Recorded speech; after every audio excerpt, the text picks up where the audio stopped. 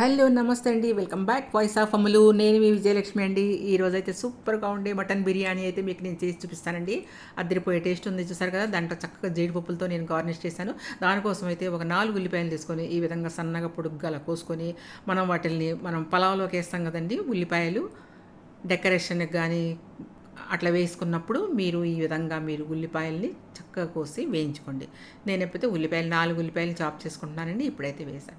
ఇప్పుడు నేను మటన్ బిర్యానీ డిన్నర్లోకి అయితే చేస్తున్నానండి. గెస్టులు వస్తున్నారు మాకు. గెస్టుల కోసమని నేనైతే మటన్ దమ్ బిర్యానీ చేస్తున్నాను. చక్కగా లైట్ మసాలా వేసి చేస్తానండి. అట్లాగే పుల్కాలు కూడా చేస్తానన్నమాట. చికెన్ కర్రీ చేస్తాను, పాయసం చేస్తాను, అన్నీ చేస్తాను. ఈ విధంగా అయితే నేను ఈరోజు చేశానన్నమాట.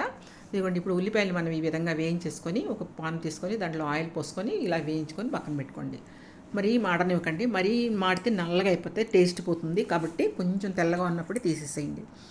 ఇప్పుడు ఆ నూనె మిగిలిన నూనె మాత్రం మళ్ళీ మనం పులావ్లో వాడుకుందాం, దమ్ బిర్యానీలో వాడుకుందాం. ఇదిగోండి, ఇప్పుడైతే ఒక కుక్కర్ తీసుకోండి. కుక్కర్ తీసుకొని దాంట్లో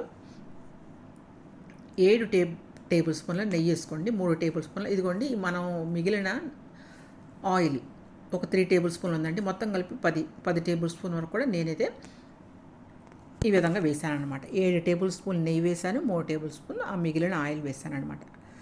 ఇప్పుడైతే మనం ఒక పులావ్ వేసుకుందామండి. ఒక స్టార్ పువ్వు వేసుకుందాం, ఒక చెక్క వేసుకుందాం, కొంచెం షాజీరా వేసుకుందాం, లవంగాలు ఒక 4 వేసుకుందాము, జాజికాయ పౌడర్ కూడా కొంచెం వేసుకుందామండి.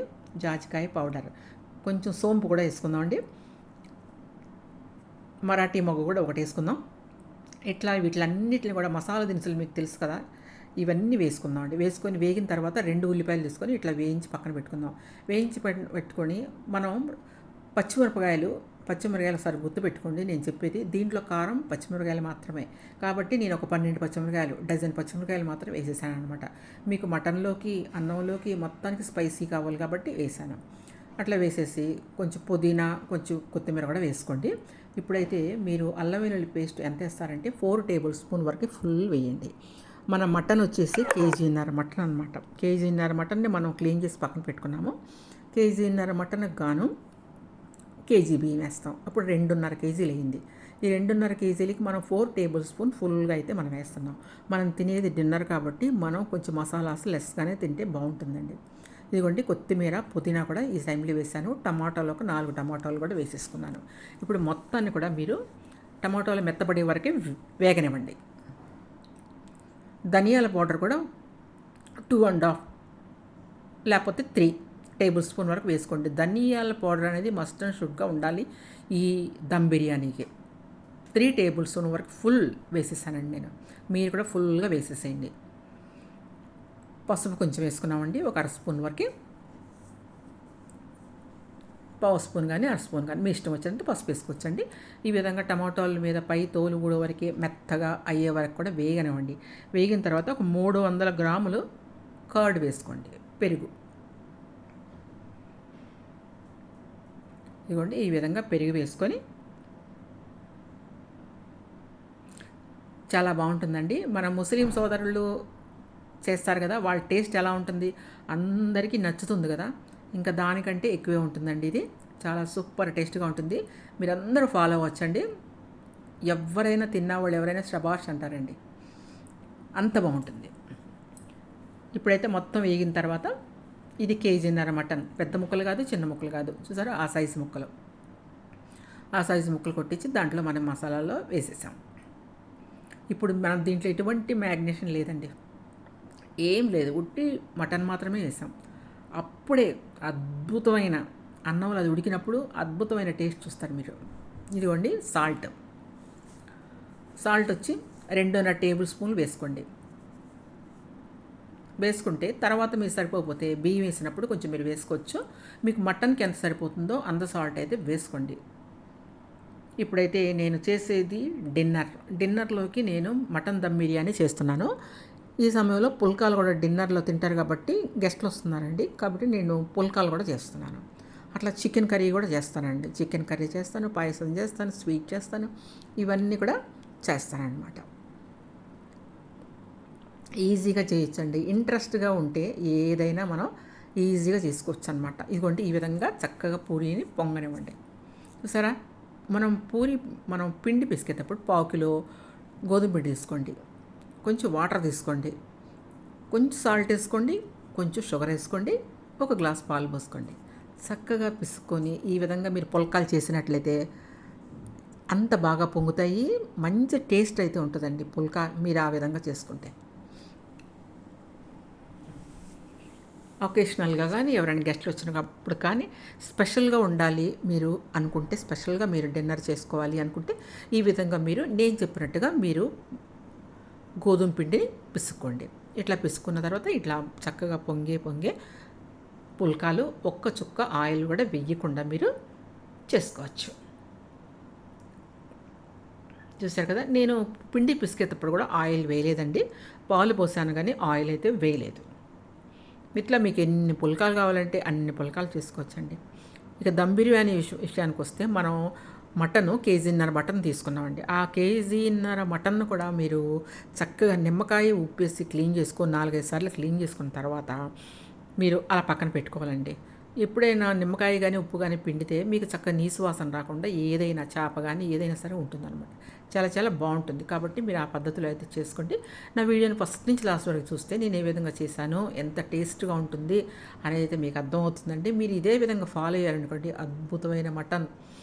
ఈ విధంగా చికెన్ కూడా చేసుకోవచ్చండి, మటన్ దిమ్మని చికెన్ కానీ. పుల్కాలు అయితే చేసుకున్నామండి మనం.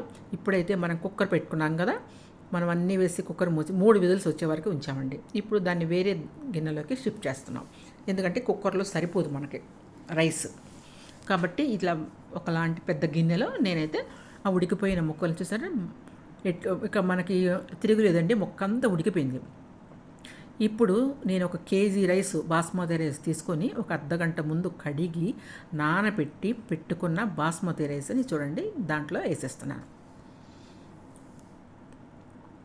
ఈ విధంగా బాస్మతి రైస్ వేసిన తర్వాత మరీ తిప్పొద్దండి, తిప్పితే బాస్మతి రైస్ ఇరిగిపోయే ఛాన్సెస్ ఉంటుంది. లైట్గా తిప్పండి ఇట్లండి. ఇప్పుడు కేజీ అండి, ఇది మనకి లోపల ఉన్నది కేజీన్నర మటను, పైన మనం వేసిన రైసు కేజీ 2.5. దీనికి వాటర్ ఎంత పోయాలి మీరు మామూలుగా నేను ఎగ్జాక్ట్లీ కొలత కాకుండా మామూలుగా చెప్పేస్తున్నాను మీకు. కేజీ బావు వాటర్ పోయండి, సరిపోతుంది. అర్థమైంది కదా మీకు, మంచి పులుగుగా ఉంటుంది అన్నం. లీటరం బావు వాటర్ పోసుకోండి. లీటరం బావు వాటర్ పోయండి, ఎందుకంటే అడుగున మనకి కూరలో కొంచెం వాటర్ ఉంది కాబట్టి నేను లీటరం బావు వాటర్ అయితే అది పావుదండి, పావు గిన్నెతో అయితే మీకు నేను చూపించాను. నేను ఎగ్జాక్ట్లీ కొలత బరాబర్గా చెప్పేశాను మీకు అనమాట. అంటే లీటరం బావు వాటర్. ఇప్పుడు కేజీ బియ్యానికి మీరు కేజీన్నర వాటర్ పోస్తారు, లీటర్న్నర వాటర్ పోసినప్పుడు ఇప్పుడు మన కరెక్టే కదండి, మనం అడుగును కొంచెం దాంట్లో వాటర్ ఉంటుంది కాబట్టి మీరు ఈ విధంగా అయితే పోసుకోండి. సూపర్ టేస్ట్గా ఉండే బిర్యానీ అయితే రెడీ అవుతుందండి. పులుగ్గా నేను చెప్పినట్టుగా తిప్పొద్దండి, కొంచెం తిప్పకుండా రైస్ ముక్కలు అవ్వకుండా చూసుకోండి. ఇదిగోండి, ఇప్పుడు సాల్ట్ చూసుకోవచ్చు మీరు. లీటర్ బావు నీళ్ళు అనమాట అవి, అది పావు లీటర్ మెజర్మెంట్ అండి అది. మీరు మామూలుగా నేను చెప్పింది కాకుండా, నేను చెప్పింది ఎగ్జాక్ట్లీ చెప్పేశాను మీకు, ఎందుకంటే బండ గుర్తు అనమాట. అట్లా కాకుండా మీరు అది నేను వేసింది కొలత చూసినట్లయితే మీకు వీడియో మీకు ఎన్ని వేసారంటే తెలిసిపోయిందండి అది. ఇప్పుడు సాల్ట్ ఏమైనా సరిపోలేదనుకోండి, మీరు అడ్జస్ట్ చేసుకోండి.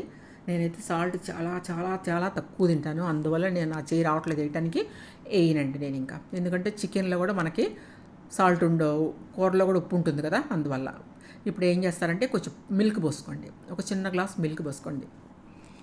అమృతం లాంటి అద్భుతమైన టేస్ట్ రావాలి మీకు, చాలా బాగుండాలి అనుకుంటే మాత్రం కొంచెం పాలు వేసుకోండి.